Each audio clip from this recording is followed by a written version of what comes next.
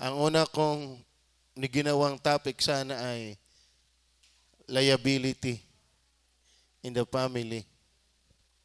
Kaya sabi ko parang hindi napapanahon. Ang kailangan natin ay pag-asa. Tama ba? At hindi lang pag-asa, buhay na pag-asa. So ako iniwala, ang mga anak ng Diyos mayroon yan.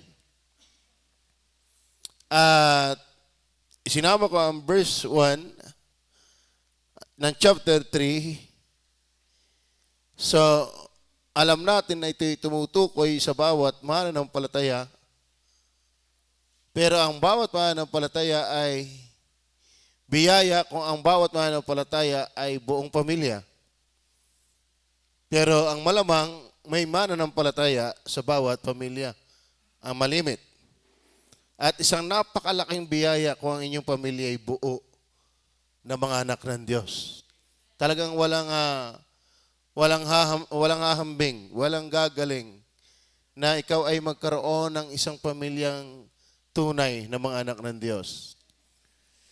So, yun ang ating pag-uusapan ay the lively hope in the family. Kasi yan ang sabi, isang buhay na pag-asa. Nawawala na ang maraming tao nito. At sa totoo na, maraming tao ang natitilihan na. Nakaka-stress ang daigdig dahil ang kasalanan. Kung atin namang tutuntunin yan, marami tayong pwedeng sisihin, humanly speaking, sa nangyayari. Pero pag Biblia ang sinilip natin ay ito'y intro pa lamang ng paglalapat ng galit ng Diyos sa kasalanan ng daigdig. At yamang tayo narito pa sa lupa, nadadamay tayo. Ano? Kaya isang araw ay kung gusto niyo wag madamay, ay di sumunod kayo kay Kuya Alfred. O kaya naman ay mag-rapture na. So, ganyan talaga ang buhay, mga Kristiyano. Talagang tayo dadanas ng minsan ay hindi natin maintindihan. Ang mahalaga lang maintindihan, may anak ng Diyos. At may pag-asa kapag anak ng Diyos. Sana'y hindi tayo katulad ng ibang nawawala ng buhay, ang pag-asa. Yung nawawala na. Nawawala na ng buhay. Hindi na buhay ang pag-asa. Parang patay na ang pag-asa. Dahil lang maraming nangyayari. At nakakalungkot talaga mga nangyayari. Actually mga kapatid, panahon ho ng pagkakasakit. Pwede naman trangkaso lang na naibintang diyan. Pero pwede din man ganon. Pero meron ako nababasa na mas nakakatakot ang ito hindi ko kayo sinasaklaw. At yun ay, wala naman akong pag-aaral doon. Ang aking inaaral ay Bible, hindi ako marunong mag-aaral dyan. Meron ng ilan na nagpadala sa akin na mas mapanganib ang vaccine kaysa COVID. Nakakalito ng panahon. Ilan na nagpadala sa akin, lakas na lakas pa ng kanyang tatay, nadali, napaaga. So marami, nakakagulantang, nakakatimawa, nakakapatulala, nakakagulo, nakakatili. Parang maraming tao ay namamatay na ang pag-asa. Patay na ang pag-asa. Ay sana tayo buhay pa ang ating pag-asa. Amen? At sana ang bawat membro ng pamilya, ang ama, ang ina, ang mga anak, lalo kung kayo mga anak ng Diyos, ay hindi bagay na tayo ay patay na ang pag-asa. Sana'y buhay na buhay pa ang ating pag-asa. Amen? Well, siguro ang pag-asa natin ay hindi ko alam kung babalik ulit tayo sa normal, pero ang buhay natin pag-asa ay tayo palangit pag namatay. Tama ba? So yun po ang ating pag-uusapan. Pag sinabi pong lively hope, ganito po yan. The word lively I use commonly in the sense of active, animated. Ito ay aktibo, ito ay buhay, may buhay, quick. Ang ginamit dito ay, the word here used, however, means living. Living. Ibig sabihin, buhay, nabubuhay, buhay na pag-asa. In contradiction from that which is dead. So pag sinabing lively, hindi patay. The hope which they had living power. Ang pag-asa na meron sila ay merong buhay na kapangyarihan. It was not cold, hindi ito malamig. Inoperative, hindi ito yung hindi gumagawa, hindi patay. It was not a mere form or a mere speculation. Baka naman nga, siguro nga, hindi. Pag sinabing buhay, andyan yung assurance. Kaya nga, hope, lively hope. Ibig sabihin, hindi tayo, baka siguro nga, hindi. Pag sinabing buhay na pag-asa, ang iyong pag-asa ay tiyak. Yan ho ang kailangan nating malaman at manpanatili sa ating mga anak ng Diyos sa mga malulungkot na nagaganap. Ako ngayon nalungkot agad nung tayo magpipray. Naalala ko agad si Calvert. Wala nga pala din. Nandun na agad yung tagiliran. Si Sarah ay nagsasalmin pa. Bago papasok din wala na. Isang araw, andin ang tayo ni Brother ang tayo ni Tina, laging naandoon. Si Arlene, nando si Arlene, tayo ni ni Willie Grace. Sana, sa kabila ng mga nangyayari, hindi namamatay ang ating pag-asa. Amen? Hindi tayo natitilihan, hindi tayo nagugulantang, hindi tayo natutuliro, hindi tayo panic. Alam natin na magaganap yan. Ang maganda lang mangyari sa atin ay sana nga'y tayo may pag-asang buhay. So, ang sabi tuloy ko,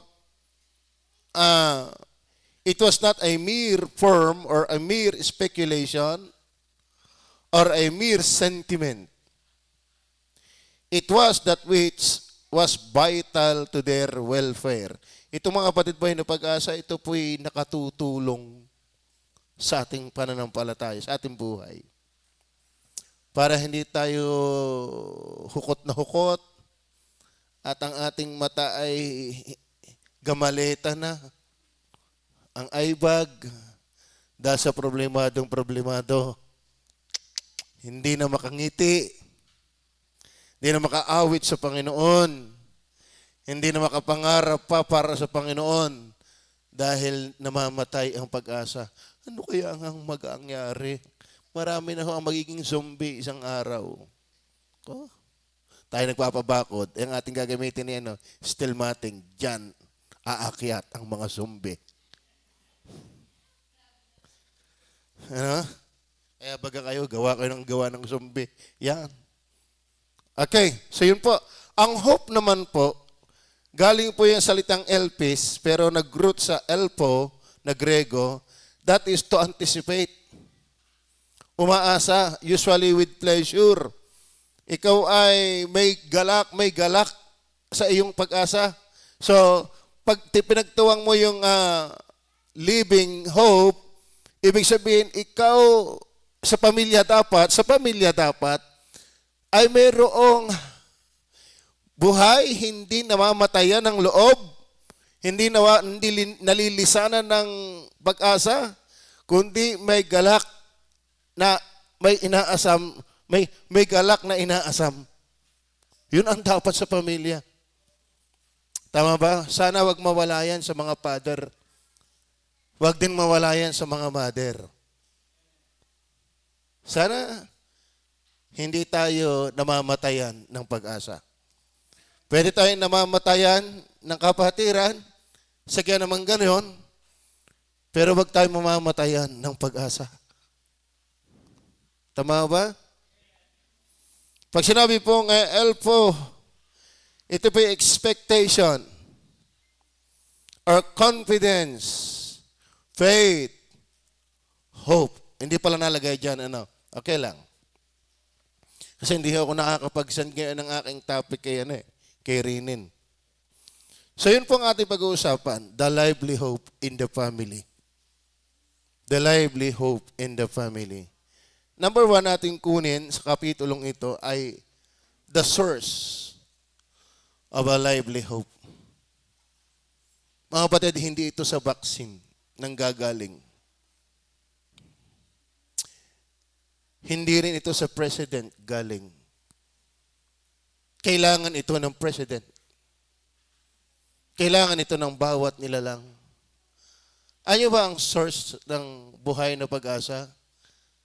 Ay tanging ang buhay na Diyos. Kaya pag hindi ka sa Diyos nakatingin, matataranta talaga tayo. Minsan ako'y natataranta na rin sa tao Nawawala ang diskarte ko. Kaya minsan ayaw ko mag-entertain ng mga Di ang tama talaga ay looking unto Jesus.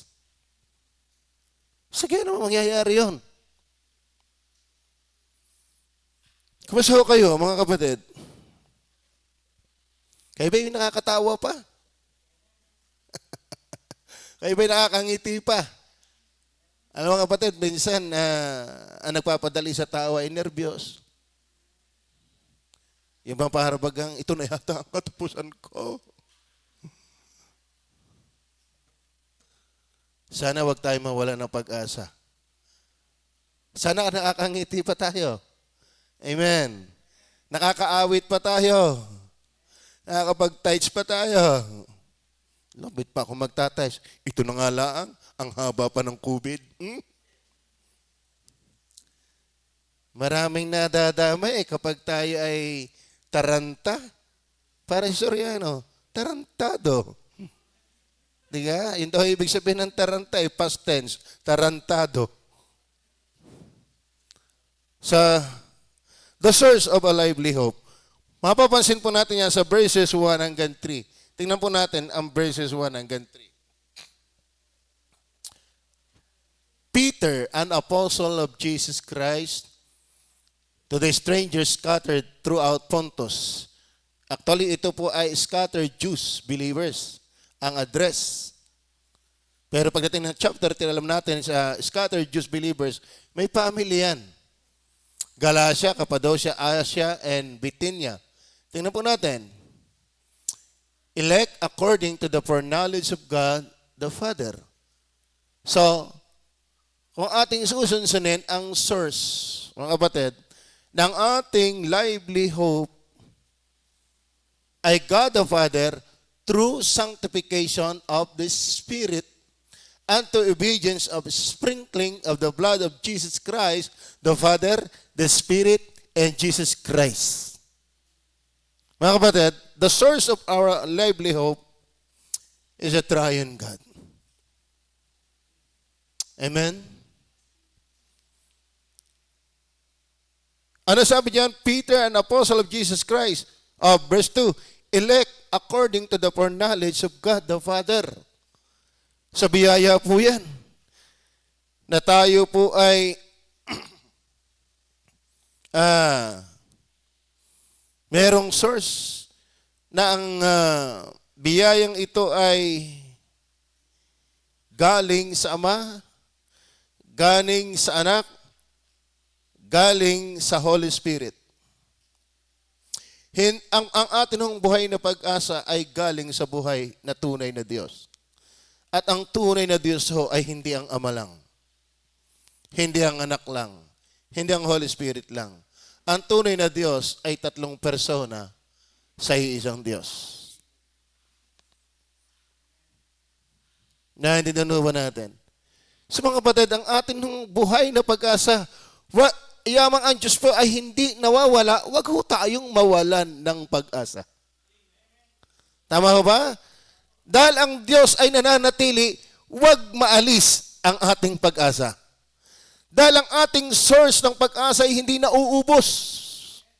Dahil hindi darating na ang Ama ay naigahan, ang Anak ay naigahan, ang Holy Spirit ay naigahan. Alam niyo ba ang tawag sa Holy Spirit? Sabi, parang bukal ng tubig na bubukal hanggang sa walang hanggan. Doon sa, nung kausap niya ang Samaritan woman, humihingi ako ng tubig sa iyo, at ikaw hihingi sa akin ng tubig, at ibibigay ko sa iyo tubig, na kung ikaw ay iinom kailanman, hindi ka na mauuhaw. At yan ay tinutukoy sa Holy Spirit. John chapter 7, verse 37-38. Sino man nauuhaw sa akin, sino man nauuhaw ay lumapit sa akin at bibigyan ko kayo ng tubig na hindi mauubos. At itumutukoy sa Holy Spirit. Mga minamahal, kapag ang ating pag-asa ang source ay ang Diyos, wala itong ubos. Amen. Ang mundo'y magpapanik. Ang mundo'y matitilihan. Ang mundo'y matataranta. In past tense, tarantado. Maraming mga, sari-sari na. Baka nga isang araw, nag-iisip ako, minsan pag ako nakakakita naman ganun sitwasyon, yung hirap na hirap ka na, kailangan ka na i-admit sa ospital, isa-swab ka muna. Una yan. Tapos pag mukhang mahirap ka, hindi ka i-admit. Kung ako'y nakakalakad, sa isip ko lang. Kung ako'y nakakalakad. At ako'y may gayon, ako na may aalis, pero ako'y babalik. May dala akong machine gun. Baka isang araw, hindi ko naman kayo nililisensyahan. Darating isang araw, baka lumabas na mga hormentado sa tindi ng pagkatuliro, sa tindi ng mga pagka-stress, pagkatili. Ay wala kayo na hindi wala. Lalabas sa mga ospital, pang mayayaman lang talaga yan eh. Nawawala na yung tapos kung ipaglaban yung human rights, sarap sipain. Kalukuhan na lang itong mundong ito.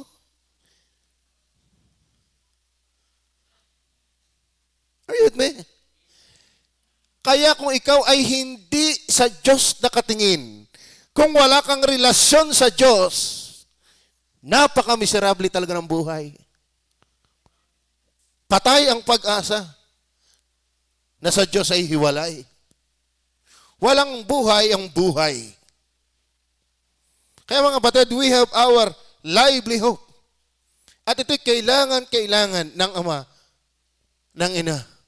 At sana buong pamilya, panalangin natin maligtas. Dahil ang pag-asa ng pamilya, nasa Panginoon lang. Nasa Trinity. The source of a lively hope.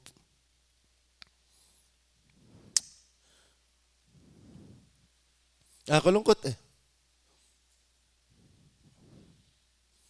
Ang mundong ito, mapapanawan ka talaga ng loob. Papanawan ka talaga ng sigla, ng kagalakan, kapag hindi mo nakikita yung Diyos lang talaga ang source ng livelihood. Ang yaman ng tao, mauubos yan. Kaya kampante, ako na may pang hospital, hindi ka rin makasiguro. Maraming mayaman, kampante. Nakakapamili sila ng magandang ituturok sa kanila. Yung walang issue. Tama? Sa ate, kung ano yung tira, na-testing ko sa baboy, hindi nagkaalma. Pwede ito sa'yo. Yung baboy, hindi namatay. Ang tingin mo sa buwek. Wala ho tayong batas. Ako, sa akin, kung nasa inyo, nasa inyo. Kung ano yung budhi nyo. Kung kaya na inyong budhi, nasa inyo. Nakakataranta ho ang mundo. Ako, hanggat maa-avoid ko, ayoko. Pero kung compulsory, ayoko pa rin. Pero hindi ko kayo sinasaklaw. Hindi ko kayo sinasaklaw. Maganda tayo maturukan muna ng Trinity. Saka tayo naman ay pag namatay ay palangit. Kaya ba'y palangit pag namatay? O, di tayo may buhay na pag-asa. Ang ating pag-asa ay hindi lang pang lupa. Higit sa lahat ay pang langit. Okay, number 2. The system of a lively hope. The system of a lively hope. Siyempre, ang Diyos ang source. Pero ano ba ang sistema na yan? Ano ba yung, ano bang proseso niyan? Ano bang mayroon dyan? The system of a lively hope ay through God's sovereign will. Through God's sovereign will. Sa verse 2, tingnan po natin ang verse 2. Hindi Ephesians yan. Verse 2 muna, ng chapter 1. Elect according to the foreknowledge of God the Father. Yung scattered Jews, believers, ay mga saved dyan, not necessarily nation, kundi saved individual Jews scattered on different nations. Now, ang buhay na pag-asa ho ay napakalaking biyaya ng Panginoon. Are you with me? Opo. Ay maraming kontraho diyan. Kasi hindi naman ho deserving tayo na bigyan ng pag-asa. Pero salamat, binigyan tayo ng pag-asa. Ayon sa kanyang minagaling. Ang totoo, sa totoo nito mga kapatid, ang tao ay malala na ang mundo. Ay ang tanong pa rin, anong tumama ngayon? Ay kanina inaan din. Pagdating na isang mga pambihira nakalantak ng tama yung numero ng isang araw kung kailan wala akong taya. Kala may pandemic na yan. Matinda pa rin na sigarilyo. Tama? Marami pa rin naglalakwat siya. Alam sa totoo na mga kapatid, kung hindi Diyos ang gagawa, kung hindi ang Diyos ang maikialam sa atin, hindi ho tayo magkakaroon ng buhay na pag-asa. Ang Diyos ang source, pero hindi hinahanap ng tao yan. Diyos ang nagbigay. Naniniwala ba kayo?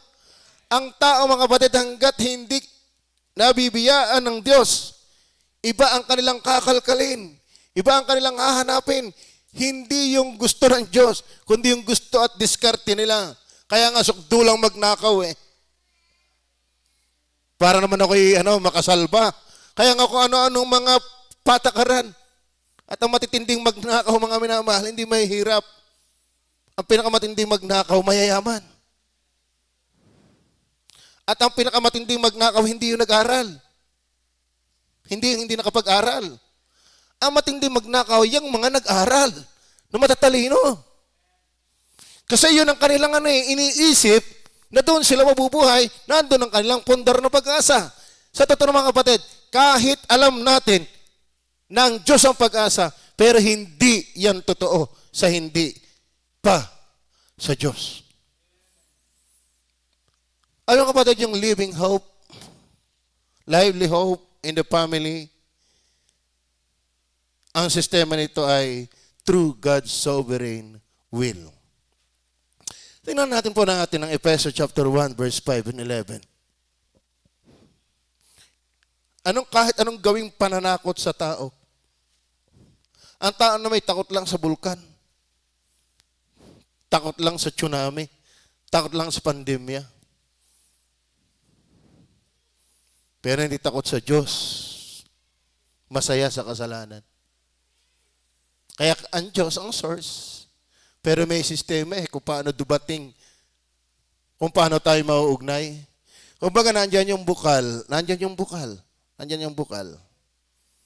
Pero ang tao yan nandun yung bukal, ay doon naglalagay ng hose. Diga?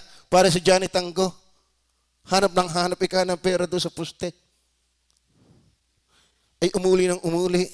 Nakita ni Pedro, Ano kang ginagawa mo dyan? Huwag kayo naghahanap ng pira eh. O di tumulong na din ng Jose. Ay, ang tagal. Wala naman eh. Pasyang ka na wala. Yutom. Oh, dito ka naghanap. Ay, dito maliwanag. Ganyan ang tao. Alam ng Diyos ang source ng lahat. Pero hindi sa Kanya naghahanap. Ang Diyos ang naghanap sa atin. Hindi tao ang humahanap sa Diyos. Ang sistema ay igian. Tama ba? Ang matino, kung may nandito ang kayamanan, diyan ka maghuhukay.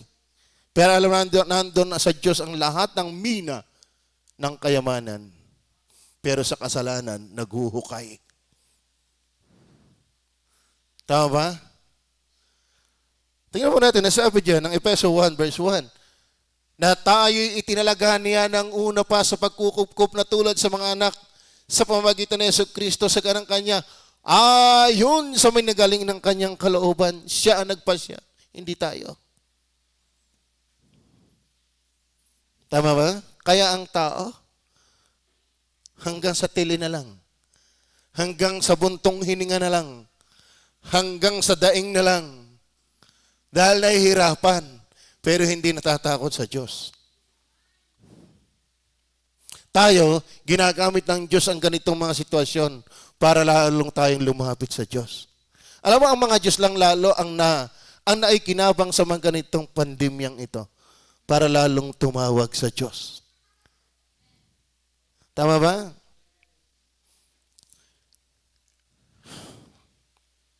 Verse 11, tingnan po natin ang verse 11.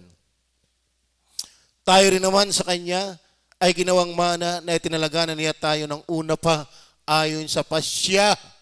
Niyaong gumagawa ng lahat ng mga bagay ayon sa pasya natin.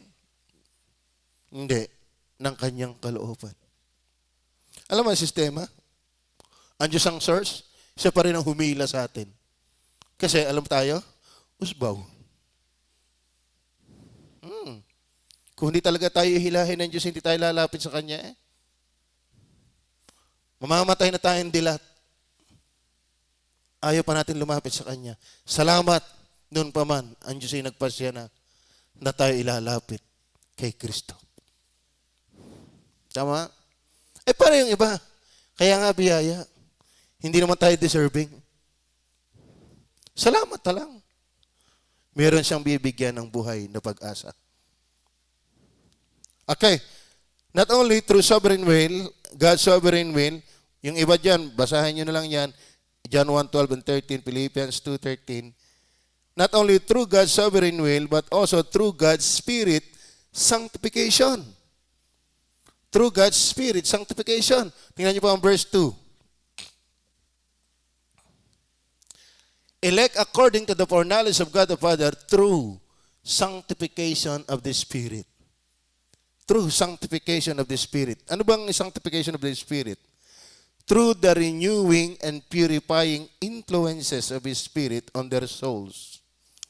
Alam niyo ba, ang Diyos ang kumikilos, umaayos sa kaluluwa, sa espiritu ng tao para lumapit sa dugo ni Kristo. Kaya mga kapatid, ang sistema ng lively hope, hindi lang ang Diyos ang source, kundi may sistema ito. Through God's sovereign will and through God's Spirit, sanctification, the influence, the work of the Holy Spirit within human souls. Tingnan niyo po sabi ng talata. Pakibalik nga natin ang talata ulit, verse 2 natin. Elect according to the foreknowledge of God the Father through sanctification of the Spirit. Tingnan niyo ha? Unto obedience and sprinkling of the blood of Jesus Christ. Bakit maraming tao alam naman si Kristo ang Savior, but hindi lumalapit, hindi nagsuobey? Kasi ang halaga niyang sanctification of the Spirit. That is the influence, sanctifying influence of the Holy Spirit within the soul of man. That is His power.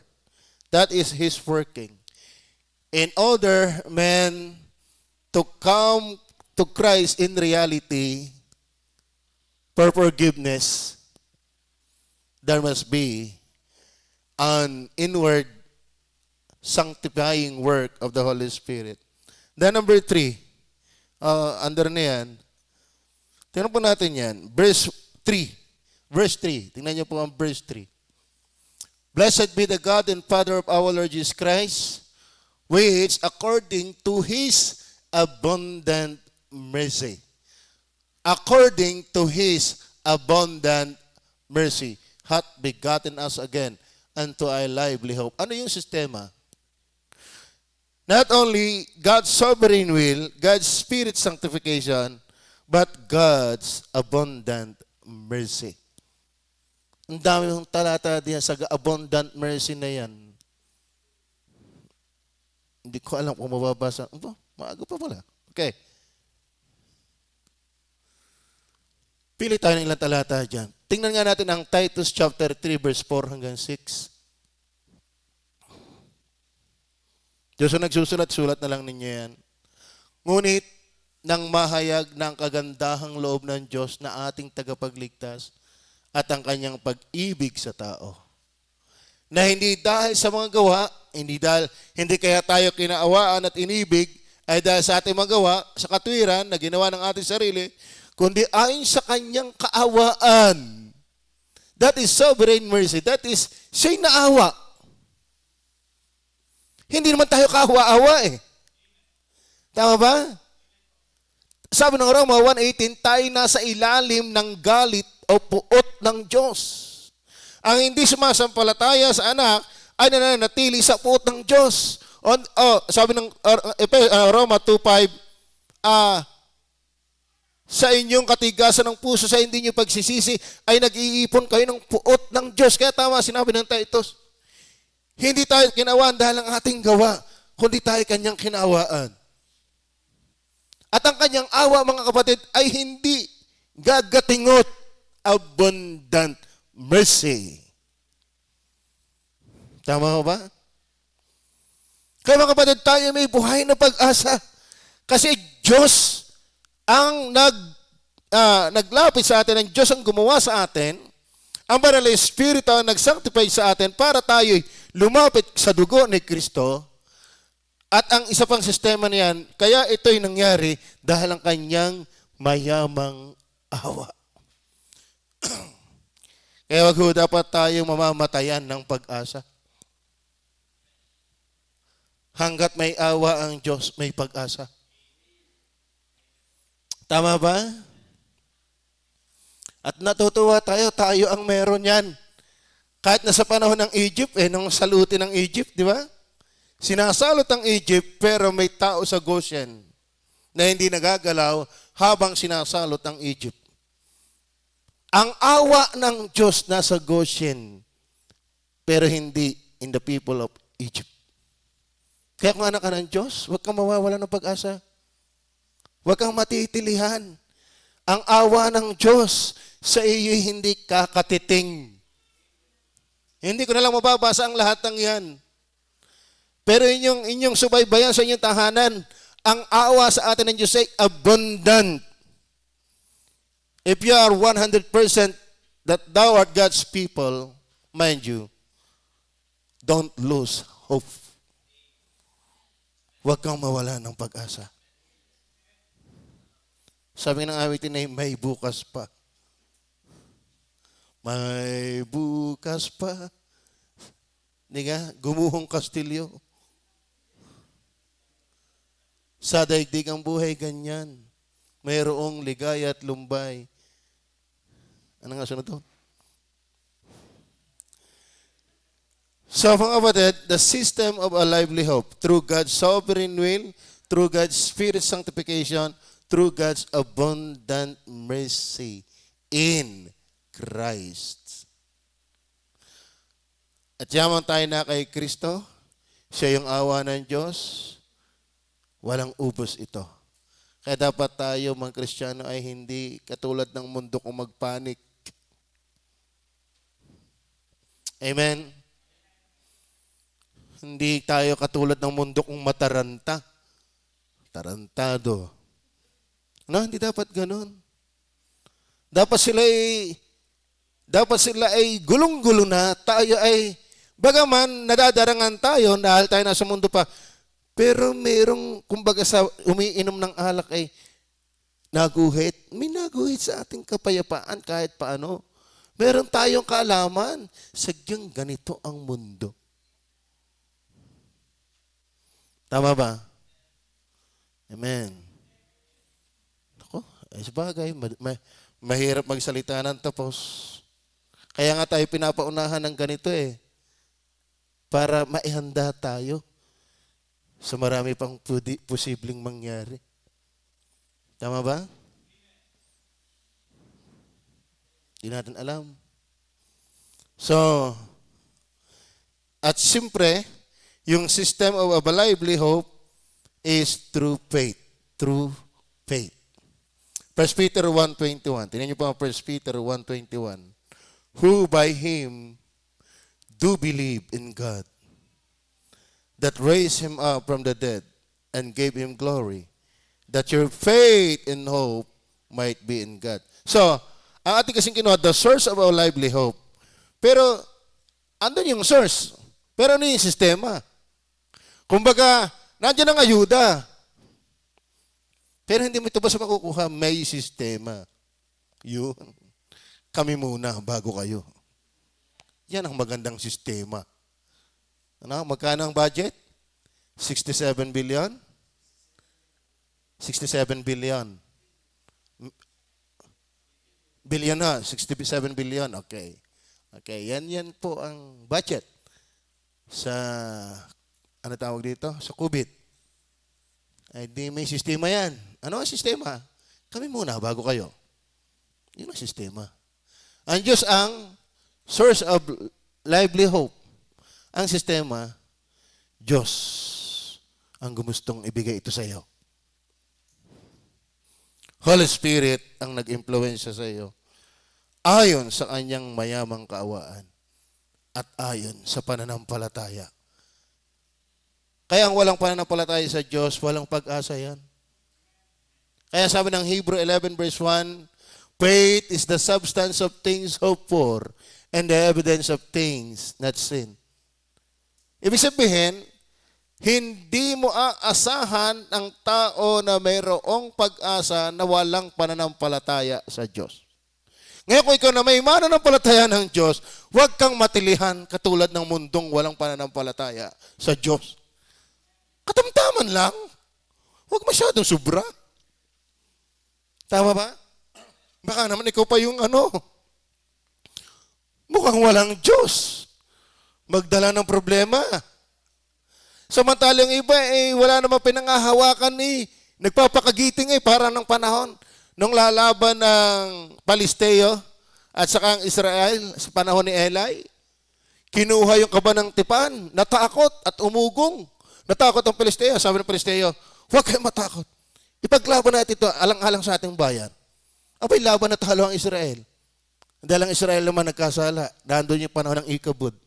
Unbeliever, ina-encourage ang kanilang sarili. Huwag kayong matakot. Tapos believer, tarantana. Are you with me? Amen. Di ako na may pastor na nagbabaka sakali lang. Malay mong sa panahong ito tumama ang aking numero. Kung may matagal ng tigil sa pagtaya diyan, kailangan laang. Nawawala na ang diskarte, waiting na ang pupuntahan. At kung ano-ano pa. We have our lively hope. Amen. Ang ating puhunan lang, magpakumbaba lang sa Diyos. Sumunod sa Kanya. Pananampalataya. Yan nga, yung sistema ng Panginoon. The system of a lively hope. Then number 3, the steadfastness of a lively hope. The steadfastness of a lively hope.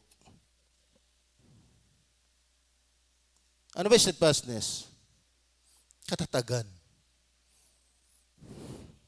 Kaya nga, matatag ang ating pag-asa, hindi naman tutumba ang ating inaasahan.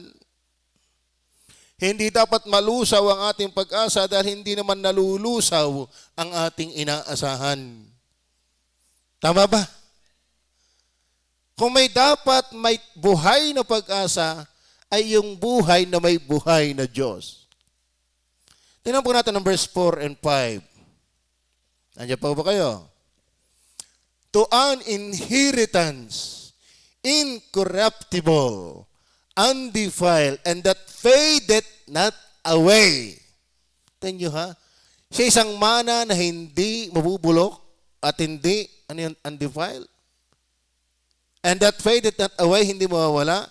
Inilaan sa langit para sa inyo. Verse 5. Who are kept by the weak power of God. Yun ba yun? Yun ang ating pag-asa ay iniingatan ng kapangyarihan ng Diyos through faith unto salvation, ready to be revealed in the last time. Kaya meron tayong lively hope, mga kapatid.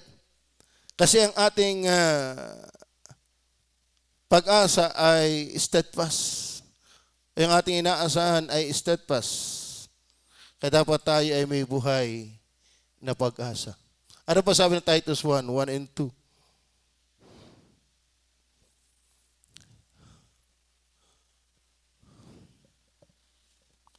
Si Pablo na alipin ng Diyos at apostol ni Jesucristo ayon sa pananampalataya ng mga hinirang ng Diyos. At sa pagkaalam ng katotohanan na ayon sa kabanalan, verse 2, sa pag-asa. May pag-asa ho ba kayo? May pag-asa ho ba kayo? Ano ang ating igis sa lahat pag-asa? Sa buhay na walang hanggan. Naku, kahit walang COVID, may hangganan pa rin ang buhay sa lupa kahit walang COVID. Pinadali lang. Pinadali lang ang hangganan dahil niyan. Pero kahit ano pa, sa pag-asa sa buhay na walang hanggan na ipinangako ng Diyos na di makapagsisinungaling. Buhat pa ng mga panahong walang hanggan. Walang panahon ng Diyos ay magsisinungaling. Kaya ang ating pag-asa ay buhay. Dapat. Hindi naglalaho. Hindi patay. Ano ha? Hindi bagay na may buhay na Diyos pero patay ang pag-asa. Aba, yung iba nga hindi nawawala ng pag-asa sa kanilang kwintas na triangle ni. Bakit? Nainit pagsuot ko. Aba, sa kanyang anting-anting hindi nawawala ang pag-asa at nainit daw.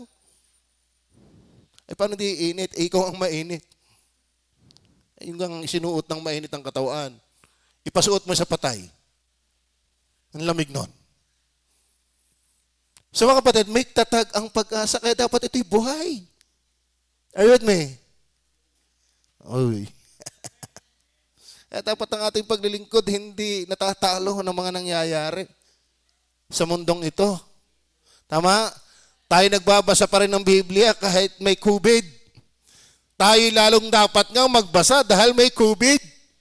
Tayo lalong dapat manalangin dahil may ganyan. Lalong dapat tayong lumalapit sa Diyos. Bakit? Nasa Diyos ang pag-asa. At ang pag-asa sa Diyos ay buhay. Hindi yan kayang patayin ng COVID. Tama? Hindi nga yan kayang patayin ng pagkabastid. Bakit? Abay, kita ko yung Kristiyano yung umabastid ay ligaw uli sa iba naman eh. Oh, kita mo yan. Nabastid na buhay pa rin ang pag-asa. Habang may buhay, may pag-asa. May nakakuha din nga, mingot nga lang. Di ba? Hindi dapat namamatay, mga kapatid. Amen? Malungkot tayo, iniwan ni Kuya Alfred. Tama ba? Pero hindi dapat si Kuya Alfred ang nagdala ng ating pag-asa. Hindi dapat pinatay ni Kuya Alfred ang ating pag-asa. Dahil ang ating pag-asa hindi kay Kuya Alfred. Ang ating pag-asa ay nasa Trinity. Tama ba? At yan ay steadfast, mga kapatid.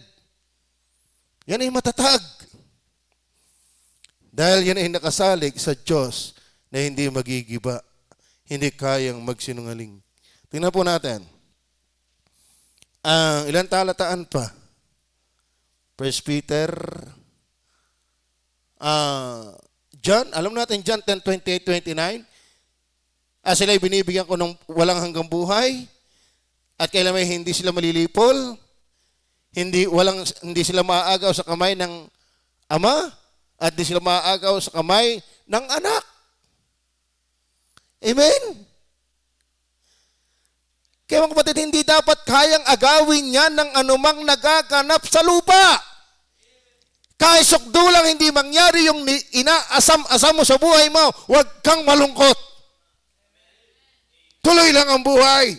Bigay Sharon Cunita, may kantang, tuloy ang buhay. Kailan nahalabas ang mga kanta, no? Kahit wala ka na. Ayan, Diyos, hindi mawawala. Kaya dapat ang pag-asa ay hindi naglalaho. Ang Diyos ay hindi mamamatay. Kaya pag-asa dapat hindi mamamatay. Amen. Ganong katindi yung nangyari kay Job. Hindi na wala ng pag-asa si Job. Tama ba? Namatay ng 10 anak. Minura na ba na yan Diyos? Namatayan naubusan ng maraming kayamanan. Nagkasakit ng matinding sakit. Pero hindi na wala ng pag-asa si Job. I know that my Redeemer. Sabi ni Job. Diyan kinuha yung kanta. My Redeemer is faithful and true. Are you with me?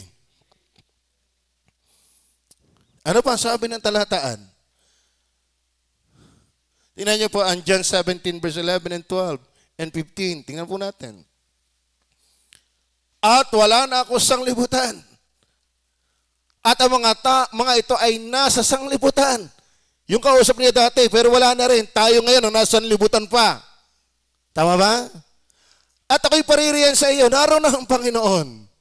Amang banal, ingatan mo sila sa iyong pangalan. Yung mga binigay mo sa akin, wala na yung kausap niya noon. Tayo nandito. Amen. Ang sabi, ang panalangin ng Panginoon, ingatan tayo. Kaya huwag ka mawawala ng pag-asa. Ang Diyos ang mananatiling mag-iingat sa atin. Tama ba? Pero wag naman ho kayong parang tingin nyo sa Diyos hindi ka na mamamatay. Diba sabi ng Diyos, ako iingatan niya, ako'y namatay. Totoo pa rin, iningatan ka na sa marami pang problema. O dito na, para payapa na yung buhay. Mga kapatid, kaya huwag kayong magulantang tayo nagkakasakit. Bakit? Tayo ngayon mamatay, yung pagkasakit. Kasi this world is not our final home. We're just passing through. Salamat kung tayo ingatan pa ng Diyos sa maraming malalalang sakit. Basta tayo maging masunurin sa Kanya. Magtiwala sa Kanya. Pero minsan ina-allow din niya ng Diyos para tayo subukin. Mamaya, makikita natin yon. At wala na ako sang libutan at ang mga itinasang libutan at ako'y paririyan sa iyo. Amang banal, ingatan mo sila sa iyong pangalan. Yung mga binigay mo sa akin, kayo ba binigay din ng Diyos? Sa Panginoong Jesus. O kita mo ang panalangin ng Panginoon ay ingatan. Upang sila yung maging isa na gaya naman natin. O talagang magkaisa ang ama at ang anak. Verse 12, samantalang ako'y sumasa kanila, ay iningatan ko sila sa iyong pangalan, yung mga ibinigay mo sa akin, at sila'y binantayan ko. Bakit? Sila lang ba ang anak ng Diyos? Tayo rin. Kung sila'y iningatan, tayo ingatan din. Kung sila'y binantayan, tayo babantayan din. Kaya huwag kang mawalan ng pag-asa. Huwag kang matilihan. Tama ba? Di ko sa'y na magwala ka. Hindi yun ang tamang pagharap sa problema.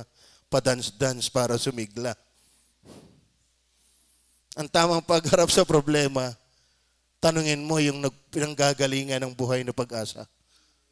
Tama? At sila'y binantayan ko at isa man sa kanila'y walang napahamak, kundi ang anak ng kapahamakan, si Judas po yan. Kaya noon pa man si Judas hindi talaga ligtas. Kaya mali yung kanilang bintang, dati daw ligtas si Judas, nawala. Hindi ho. Sadyang hindi ligtas si Judas. Yun nga warning, hindi porket member ka ng reliyon, ligtas ka. Ano ba? 15, verse 15. Ano sabi ng verse 15? Tama ba? Hindi ko idinadalangin na alisin mo sila sa libutan, kundi ingatan mo sila mula sa masama. Tayo pala idinadalangin ng Panginoon, huwag tayo mamatay sa libutan. Kung talaga tayo tinikinuha na, edi, oras na natin. Pero ang Panginoon, ninanalangin na huwag muna tayong kunin. Kaya ba't ka mawala ng pag-asa? Sabi nga ni Pastor Porto, hanggat ang hindi ka matatapos, hanggat ang Diyos sa iyo hindi pa tapos. Tama? Kaso lang, sa tindi ng problema, huwag kang mag-uhurmentado. Huwag kang manghahanggat ng liig na may liig. At kakainin mo na ang braso niya at magsusumbi ka na. Huwag kang magweweteng. Huwag kung ano-ano ang gagawin.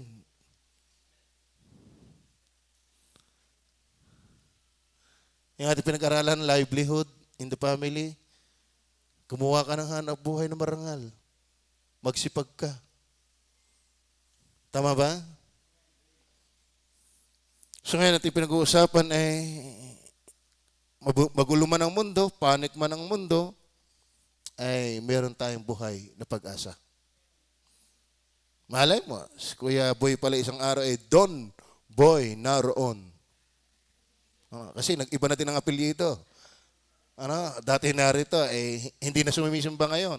Mayaman na Don naroon. Hanggat buhay. Tama ba kayo, Boy? Hanggat buhay. Hanggat di tayo kinukuha ng Panginoon. Tayo pa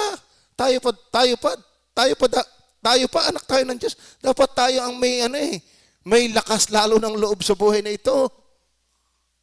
Tama ba?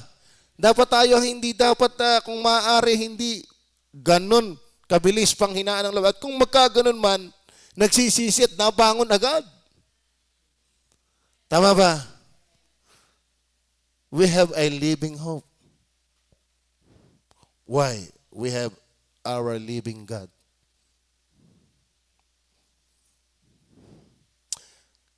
Then, mahabang basahin, Romans chapter 8, verse 31 to 39. Walang makapaghihiwalay sa pag-ibig ni Kristo. Tinisa-isa, kamatayan, kapigatian, etc. Walang mapaghiwalay. And we are more than conqueror in Christ. Amen? Gano ang kinita ng ang tawag sa sport na yan? Ilan na kaya? Dati 34 million. Dati 40 million. 43 million. Ano kaya ang latest? Baka 54 million. So dikat siya ay matagumpay. Higit tayo doon. Pag samasamahin mo ng lahat ng taong magagaling, isama sa Pacquiao, yun ang makakatuwa. Kristiyano na gayon pa. Kaso lang sumali sa Illuminati. We are more than conquerors because we are in Christ. Kaya hindi dapat tayo namamatayan ng pag-asa. Amen. May makagusto pa kaya sa akin, Pastor? Ay hindi, kung kasama sa pag-asa yan.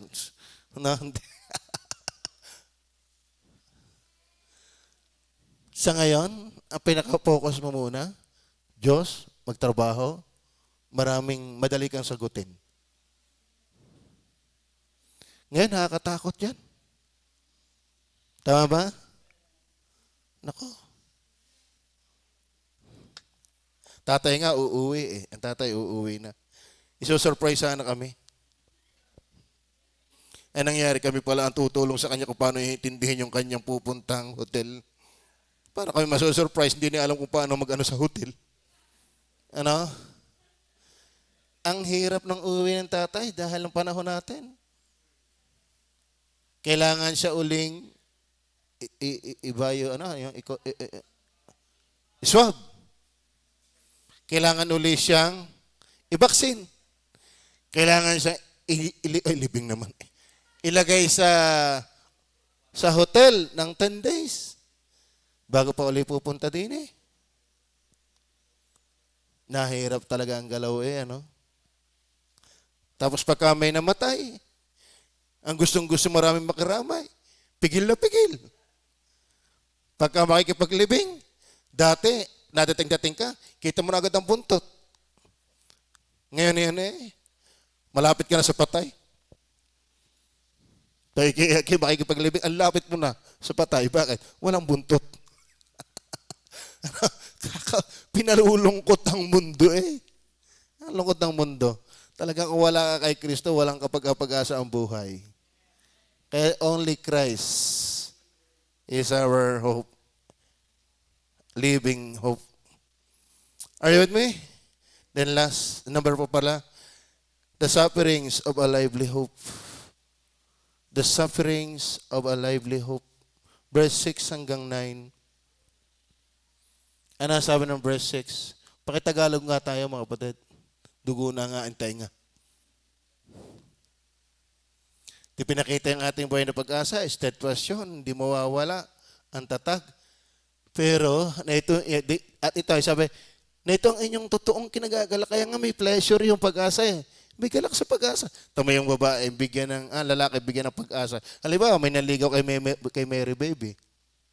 Ano? At saka kay Claire. Sino gayon? Si Tomas. Ay kung patingin-tingin, pinatingin sa may gusto yan. Kung nagpapahiwatig ng pag-asa, si Mary Baby, si Claire, sa sumisintang pururot sa kanila, abay ginaganahan.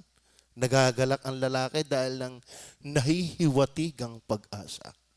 Yun. Kaya dapat tayo mga kapatid, kung talagang tayo may pag-asa, huwag tayo matilihan. May pag-asa tayo sa Diyos at buhay. Di ba? Tapos ang church pa naman natin, tulungan. Nakatuwa, di ba kayo natutuwa sa church natin? Tayo ay tulungan. Tinutulungan na tayo ng Diyos. Nagtutulungan pa ang kapatiran. Oh, sino magpapa-schedule? May mga ngatal. Okay. So, nasabi ng verse 6, na ito ang inyong totoong ikinagagalak, bagaman ngayoy sa sandaling panahon, kung kailangan panilambay kayo ng mulit-muling pagsubok. Mga kapatid, kaya wag ho kayong aasa na para baga ang mundo, ang buhay Kristiyano ay, tama na doon pag-asa, nandun yung galak. Pero mga kapatid, mayroong sagyang darating na kalumbayan na susubok ng ating buhay. Yun ang ating paghandaan. Yun ang hindi natin alam. Tama ba? At minsan, pag iniisip ko yun, ako'y naiyak na yun. Lord, sana hindi yun. Baka hindi ko kayanin. Tama ba? Kaya sabi ko sa inyo kanina, huwag kayong mag-alala, huwag kayong magtaka kung bakit nagkakasakit tayo. Mamamatay pa nga tayo eh. Tama ba? So hindi ho dapat tayo nagugulantang sa mga sufferings. Sagyang may pagtitiisan ang anak ng Diyos. Sagyang meron. Tama ba? Yung mayaman na eh, may pinagtitiisan pa.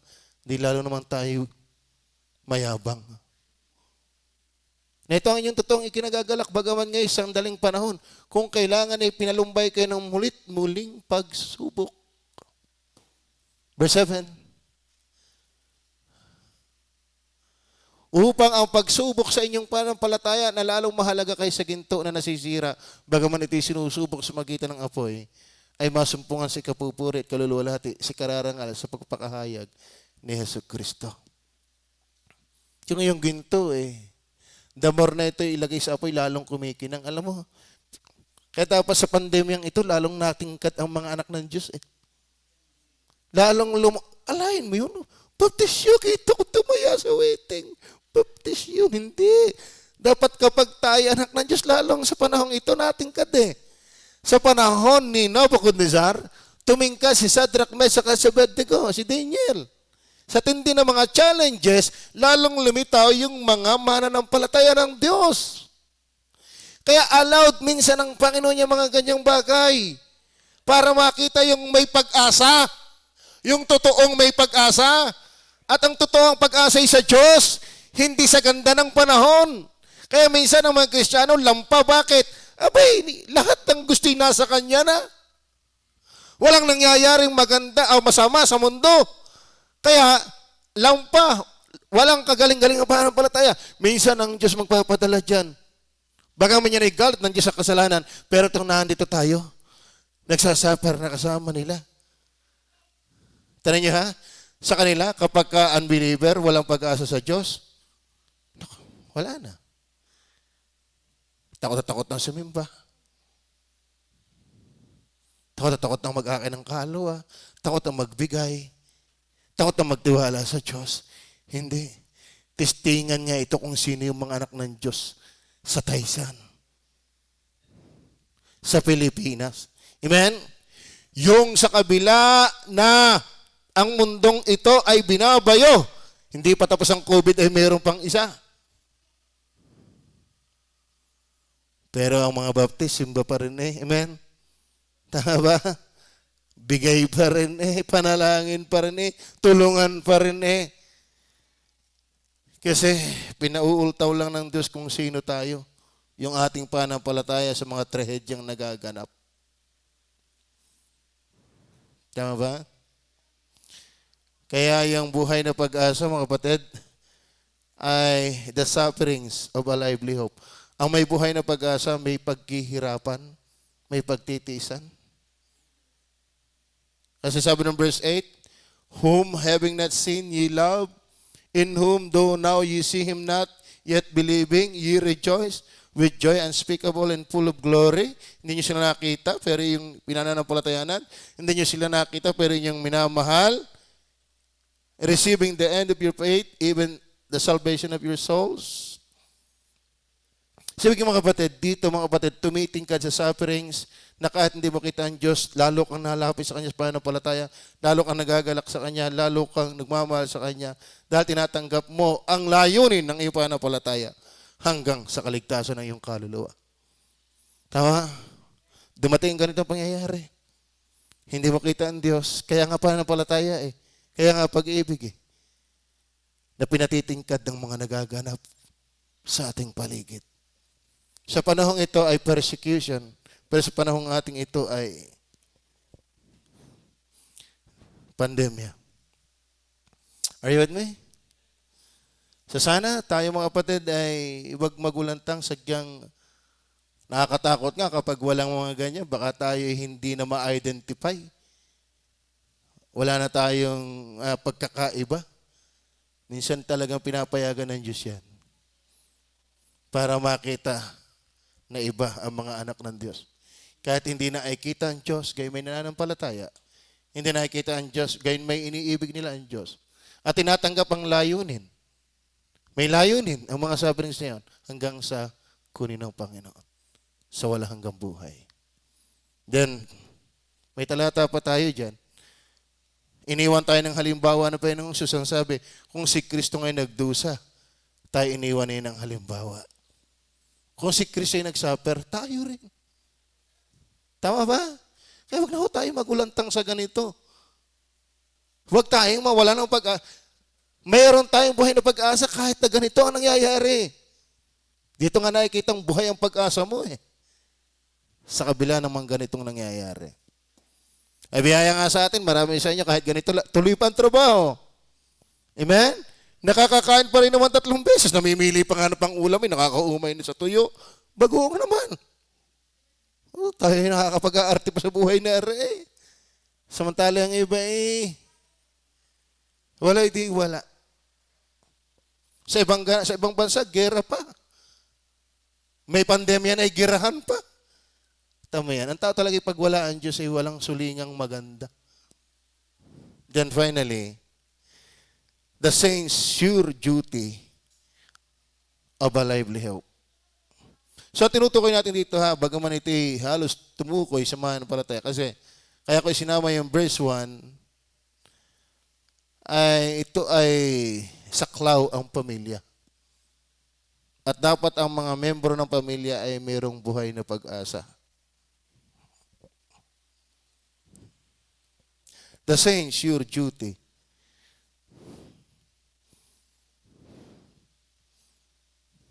of a lively hope.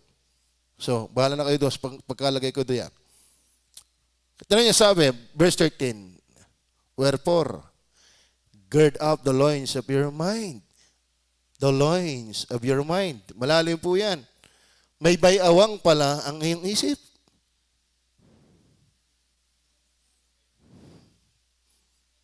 Nung ako'y bata, sabi ng tatay, kaya daw ako nalumpo, naturukan ako sa bayawang.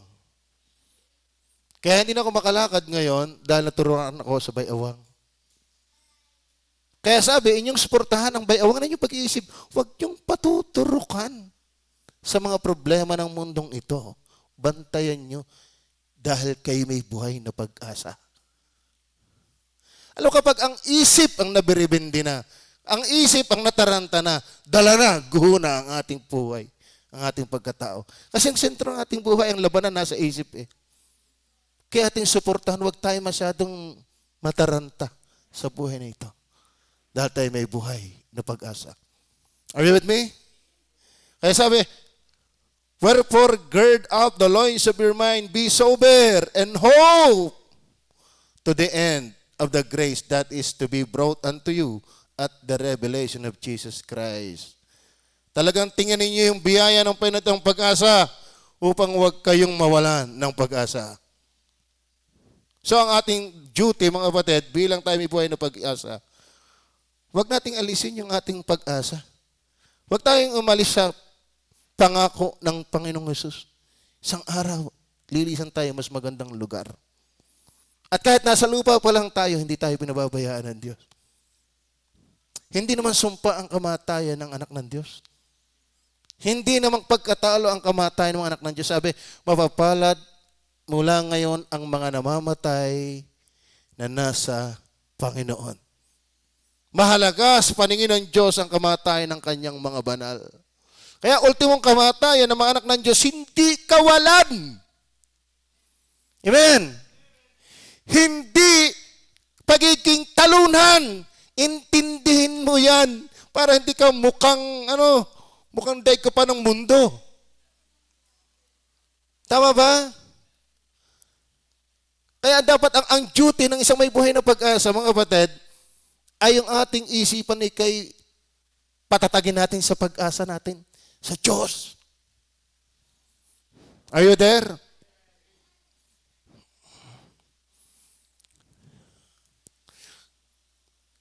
Kayong mga, ina-encourage ko si Sarah, kung kayo kinanonood. Nanonood ba?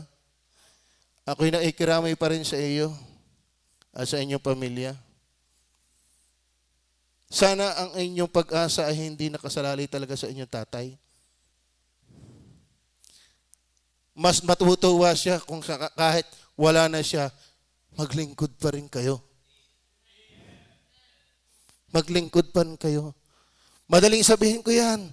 Pwedeng madali din sabihin sa inyo yan. Pero maintindihan pag dumating tayo dyan.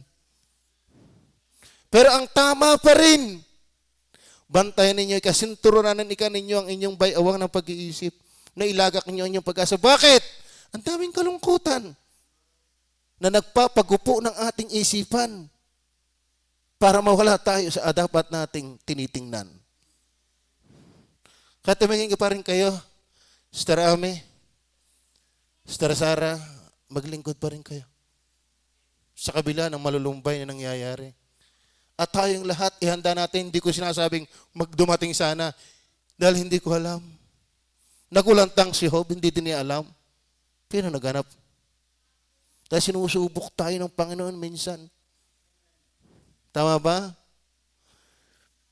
Sana tayo maging matatag. Verse 15, ano sabi ng verse 15? But sanctify the Lord God in your hearts and be ready always to give an answer to every man that asketh you a reason of the hope that is in you with meekness and fear. May mga taong isang araw, bakit ka kayo? May COVID na, parang nakangiti ka, paano ka, babaliw ka na. May mga taong pwedeng nagtataka sa iyo. Anong pag-asa? Pag-asa ba ang nais mo? Kay Kristo lang matata mo. Tama ba? Merong pwedeng mga taong natutuwa na sa iyo. At pwedeng lalabay sa iyo, ano ang sikreto mo? Bakit ang gulo-gulo ng mundo? Hindi na magkaintindihan ng mundo, pero ikaw ayos pa rin. Dahil meron kang buhay na pag-asa. Sana may mga taong dumating sa iyo at magtatanong, anong sikreto mo? Minsan doctrine ito, may mga doctrine pagtatanong, pero pwedeng hindi lang doctrine ang tanong nila eh. Yung makita nilang katatagan mo. O kaya sila hindi na makapagtanong bakit. Pero yun naman tayo eh. Nataranta na. Kumusta kayo mga anak ng Diyos? Sa taga-dagatan, taga-taisan. Kayo ba magpapatuloy? Kayo ba may buhay na pag-asa? Okay, tingnan po natin ang verse 3.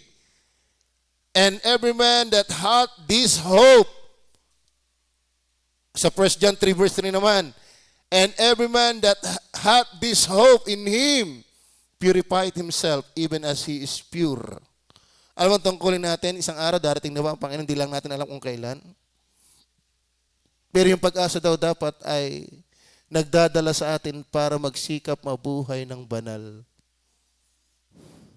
Ibig sabihin, ang may pag-asa ay hindi nagpapabaya ng buhay. Kristiyano. Tama ba? Kundi naglilinis lalo. Sabi, kundi inyong ariing banal si Kristo na Panginoon. Hindi. Kasi diyan ariing banal. Ibig sabihin, mag-ayos tayo. Sa 1 John chapter 3 verse 3, ang sabi diyan, and every man that hath this hope in Him purified himself even as He is pure. 1 John chapter 3 verse 3. So yun ang ating duty, mga minamahal.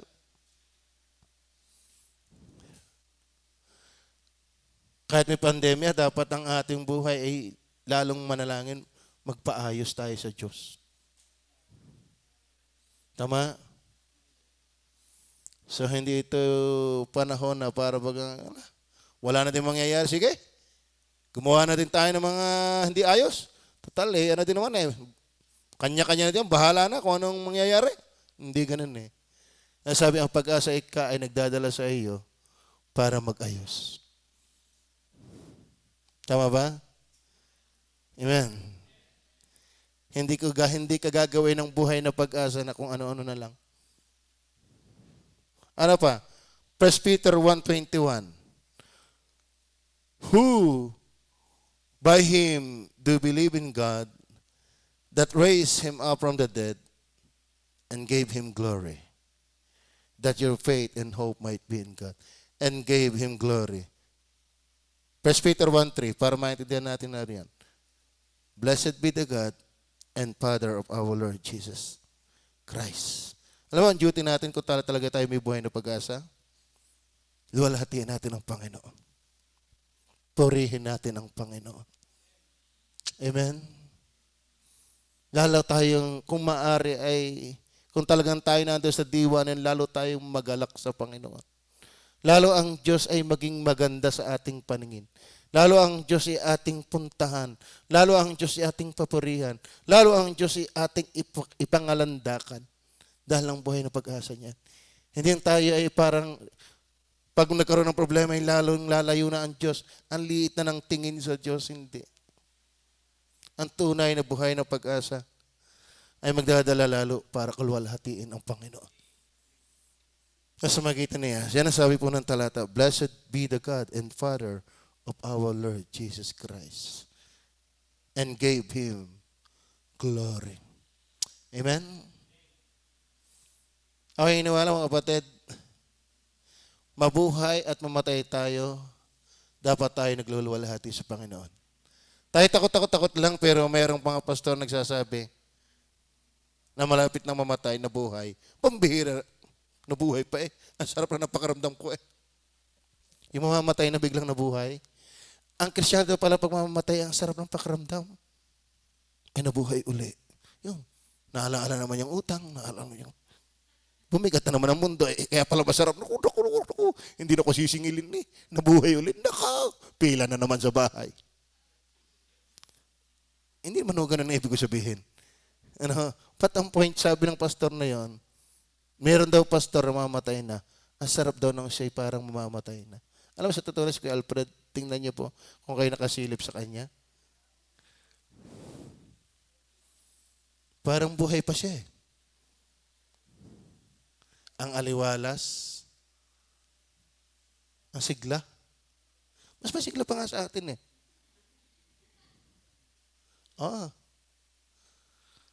Kasi sabi nga ni Pablo sa mabuhay at sa mamatay eh. si Kristo dadakilain sa aking buhay. Yan ang anak ng Diyos. Tama ba? Kaya tayo may buhay na pag-asa. Buhay pa tayo, biyaya ng Diyos. Kung mamatay, biyaya pa rin ng Diyos. We have our living hope. Lively hope. Kaya family, wag ko kayong wala ng diskarte. Tuloy ang sugal. Malay mo, diyan ka manalo isang araw. Biro lang baka nga kayo lumantak. Tuloy lang tayo sa Panginoon. Amen? Nakakasakit tayo, Aninang Charin, nanonood sa akin. Tuloy lang po. Tuloy lang po. Ako nanonood sa akin, sarili. Ano? Tuloy lang kayo. Kaya pinagpipray ng maraming Kristiyano. Sino ba may mga kapatiran dito may sakit? Si Julian pala may sakit, hindi ko alam. Kailan ko lang naalaman. Tuloy lang kayo. Sino pa? Aninong Kone, may sakit na din. Ang nagsimula si Jay. Ganyan talaga yan. Ano? Tuloy lang kayo. Kaya tanong ko agad, kung sa Aninong Kone, baka nini-reviews. Ano? Sino pa ang gustong ipag-pray ko pa? No? So madali sabi, ano man ang maganap, huwag tayong mamatayan ng pag-asa. Meron tayong buhay na pag-asa. Tayo manalangin. Mapagpala namin Diyos sa langit, salamat po ng marami. Tunay na kami ay sana'y lumaban, ipaglaban namin yung aming pagtingin sa Diyos na siyang aming source ng buhay na pag-asa para wag kaming matilihan, wag kaming mawala ng diskarte, para wag kaming ma-out of focus, para wag kaming mapagay sa mundo na kung ano na lang ang gagawin, makasurvive lang. Kami ay tulungan niyo pong sa iyo pa rin magtiwala. Dahil sa panahon man noon, kahit ang babaeng si Rapta, kahit ang mga babaeng may 2 lepta, kahit sa panahon ni Daniel, sa panahon ni Shadrach, Meshach at Abednego, kahit sa panahon ni Moises, sa ilalim ng pagkaalipin ng gobyerno ng Ehipto, hindi sila nawalan ng pag-asa. Dahil sa Diyos, nagmumula ang buhay na pag-asa. Tulungan niyo po kami na kami ay huwag magpanik katulad ng mundo. Kami ay magtiwala pa rin sa iyo. Habang tayo nakayuko, nakapikit.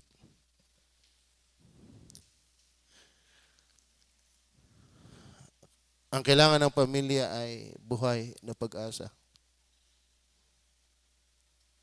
Ang source na yan ay ang Diyos lang. Buhay na pag-asa. Ang source ay buhay na Diyos. Kung ikaw ay mananalangin, Lord, tulungan niyo po na wag akong bumitaw sa pagtingin sa iyo. You can just kneel down and pray, Lord, help me. Bagaman ang mundo ay naliligalig, bagaman ang mundo ay nagdidelirio, bagaman ang mundo ay ganito't ganito, ay tulungan niyo po ako na bantayan ko ang isip ko na tulad ng isang bayawang na pinoproteksyonan laban sa mapanggupong kahirapan, mapanggupong kapanganiban. Kami ay tulungan niyo po ng aming isip ay protektado ng iyong buhay na pag-asa dahil sa iyo kami nakatingin. If that is your prayer, you can just kneel down.